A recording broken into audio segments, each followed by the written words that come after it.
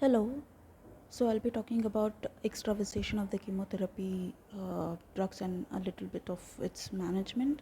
So what is basic extravasation? So the patient who has been on IV chemotherapy drugs, if there is accidental leakage or infiltration of the IV drug chemo into the surrounding tissue is called extravasation, and that can range from no reaction to redness, and it can go up to necrosis also.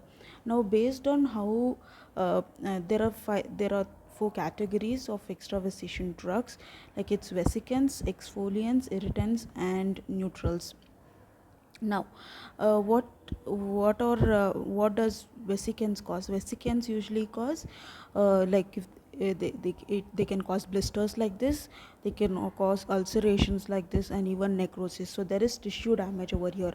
So inflammation, blistering, necrosis, and ulceration, all of it, the vesicants cause. What does exfoliants cause? Exfoliant does not cause tissue damage, so the underlying tissue won't be dead, but you can see inflammation and peeling off of the skin, like in this case. So exfoliants cause these.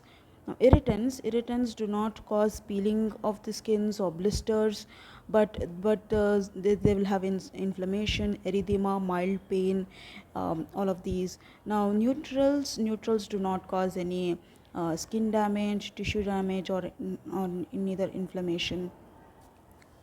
Now, examples of those. So vesicants also vesicants is divided into DNA binding and non-DNA binding. The examples for DNA bindings are doxorubicin, daunorubicin, mitomycin C, and non-DNA binding is vincristine and vinblastine.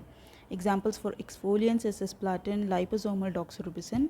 Examples for irritants is carboplatin, etoposide, ifosfamide.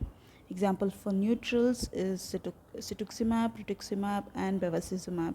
Now, how do you manage once an extravasation has happened? The general manage is you should not remove the cannula as soon as you see that there is an extravasation. First thing is to stop the infusion, and as much as possible try to aspirate it, and you should avoid the manual pressure. And based on the classification, I'll be telling in which you need cold or hot compress and pain relief for the patient and antidote as required. So first coming to vesicant, because this is the most dangerous one because it causes necrosis.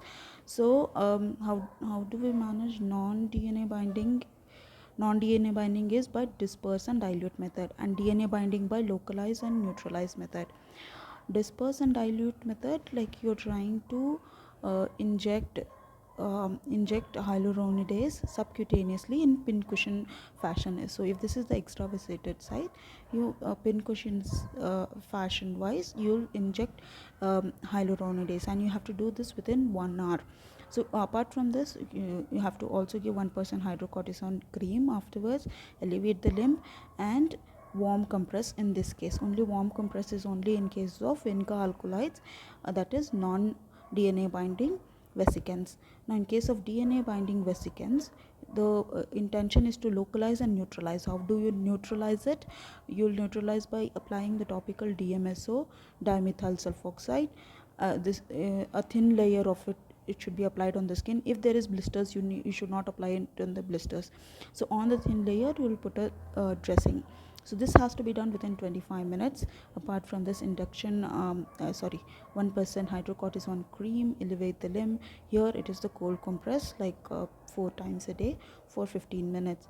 Now, if there is large volume of anthracyclines which have been extravasated, then we also give dextrazoxane.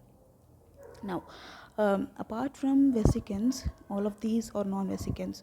So non-vesicants, we usually go by symptomatic management, just like elevating the limb, cold compress for most of the cases, and 1% hydrocortisone cream wherever there is erythema. Until the erythema goes off, 1% hydrocortisone is given.